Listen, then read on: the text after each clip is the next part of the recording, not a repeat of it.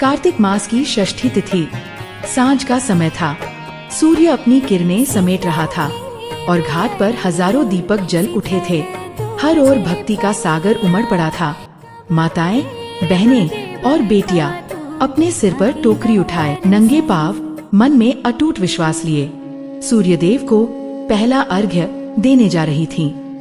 उनमें से ही एक थी सीता देवी, गांव की एक साधारण स्त्री जिसका बेटा महीनों से बीमार था।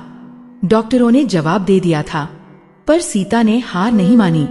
उसने कहा, अब मेरी आस बस सूर्यदेव हैं। मैं छठ व्रत करूंगी जब तक प्राण रहेंगे। 4 दिन से उसने जल तक नहीं पिया। भूख प्यास में भी उसके चेहरे पर भक्ति का तेज था। उस दिन जब पहला अर्घ्य देने का समय आया, सूर्य धीरे धीरे डूब रहा था। लहरें उसके पैरों को छू रही थीं।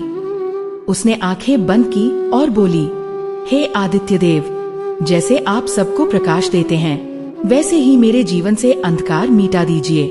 मेरे पुत्र को स्वस्थ कर दीजिए ताकि वह भी आपकी किरणों की तरह चमके। उसी रात जब वह घर लौटी, उसका बेटा जो दिनों से बिस्तर पर पड़ा था, धीरे से बोला, माँ, मुझे भूख लगी है। सीता की आंखों से आंसू झर पड़े। वह जान गई सूर्यदेव ने उसकी सुन ली।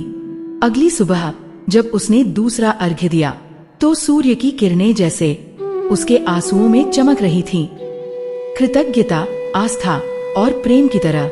जब आस्था सच्ची हो तो सूर्य भी ठहर जाते हैं। पहले अर्घ्य का हर अंश विश्वास का प्रतीक है।